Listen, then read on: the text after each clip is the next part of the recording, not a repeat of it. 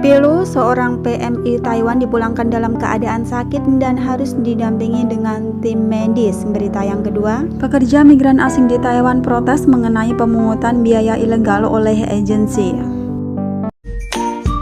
Assalamualaikum warahmatullahi wabarakatuh. Halo sahabat dunia BMI, welcome back to my channel.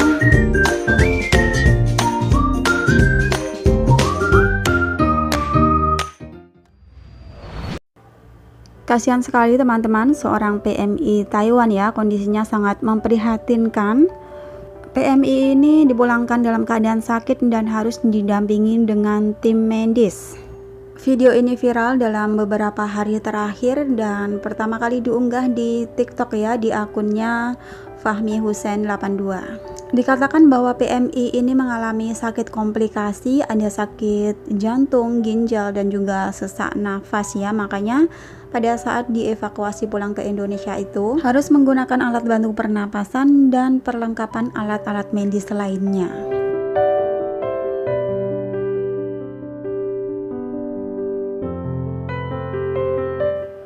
Saat itu pada tanggal 20 Agustus 2021, akun TikTok Fahmi Hussein 82 ini memang lagi menjalankan misi kemanusiaan ya, yaitu repatriasi ABK WNI dari Kaohsiung, Taiwan ke Jakarta. Jadi PMI yang sakit ini dipulangkan bebarengan dengan repatriasi para ABK, ada juga PMI yang bermasalah lainnya, terus ada 8 jenazah juga waktu itu yang ikut direpatriasi dipulangkan ke tanah air.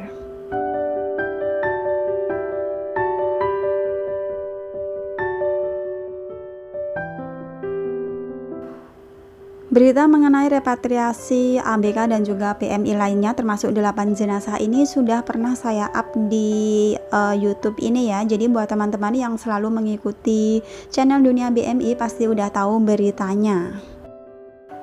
Dilansir dari akun sosmed KDI Taipei bersamaan dengan kementerian lembaga terkait di tanah air berhasil memulangkan 105 awak kapal Indonesia yang stranded di perairan Taiwan. Para ABK ini selama 1-2 tahun mengalami kendala untuk pulang ke Indonesia walaupun kontrak kerja mereka telah berakhir.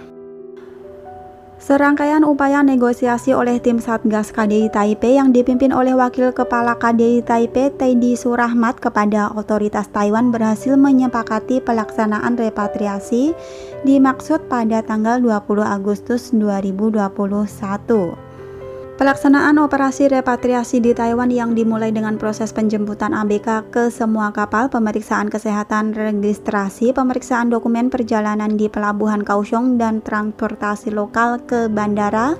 Sebanyak 105 awak kapal berhasil dipulangkan ke Indonesia menggunakan pesawat charter Batik Air ID 8025 melalui bandara Kaohsiung. Dilaksanakan pada tanggal 20 Agustus 2021 pukul 23.10 waktu setempat dan tiba di Bandara Internasional Soekarno-Hatta pada tanggal 21 Agustus 2021 pukul 3.10 WIB.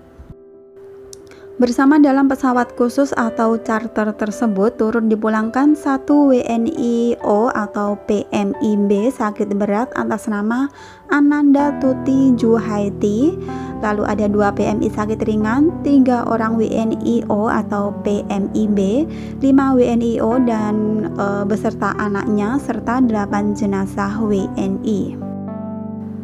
Tuti Juhaiti mengalami koma akibat mengalami stroke sejak bulan Agustus 2020 dan tidak ada tindakan medis yang dapat dilakukan sehingga tim dokter menyarankan agar yang bersangkutan dapat segera dipulangkan ke Indonesia. Namun dikarenakan kebijakan border restriction akibat pandemi COVID-19, pemulangannya mengalami kendala. Begitu juga dengan 8 jenazah WNI yang terkendala pemulangannya akibat penutupan penerbangan dari Taiwan ke Indonesia sejak bulan Mei 2021.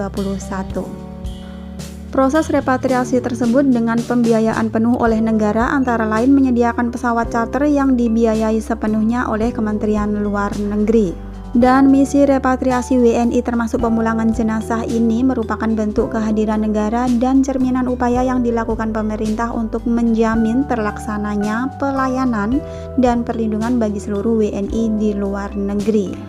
KDI Taipei menyampaikan apresiasi kepada otoritas Taiwan dan seluruh kementerian atau lembaga terkait di Indonesia yang telah secara bersama-sama dan bersinergi sesuai peran penting dan kewenangannya masing-masing saling bahu-membahu melaksanakan repatriasi ini sehingga dapat terlaksana dengan sangat baik dan sukses. Next, berita masih dari Taiwan. Pekerja migran asing banyak yang protes mengenai pemungutan biaya ilegal oleh agensi, dan alhamdulillahnya MOL menanggapi protes tersebut dan rencananya awal tahun depan akan diluncurkan sistem permohonan dokumen bagi PMA melalui internet.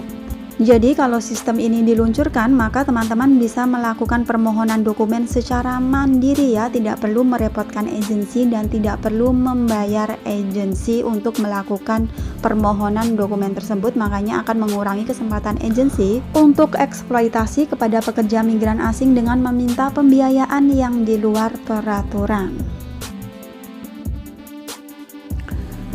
Setelah mendapatkan keluhan dari banyak pekerja migran tentang pemungutan biaya ilegal oleh agen kerja, sejumlah legislator pada tanggal 23 kemarin menggelar konferensi pers. Dalam konferensi pers tersebut menuntut direvisinya prosedur bersangkutan untuk mengizinkan pekerja migran asing di Taiwan memohon dokumen terkait secara langsung tanpa melewati pihak agen.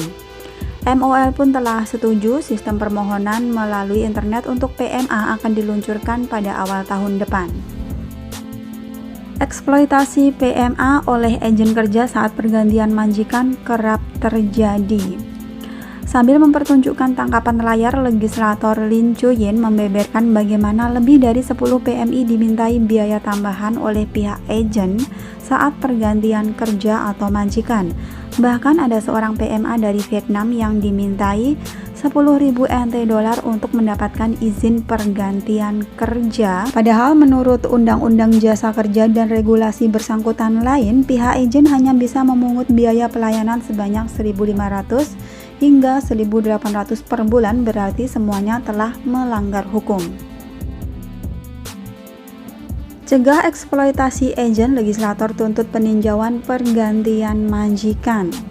Para legislator khawatir ini hanya sebagian dari masalah yang diketahui, maka menuntut Kementerian Ketenagakerjaan Taiwan atau MOL meninjau dan menyederhanakan prosedur pergantian majikan bagi pekerja migran asing, mengizinkan PMA mengunduh semua dokumen yang dibutuhkan melalui internet, atau mengizinkan majikan baru untuk membantu PMA menyelesaikan permohonan.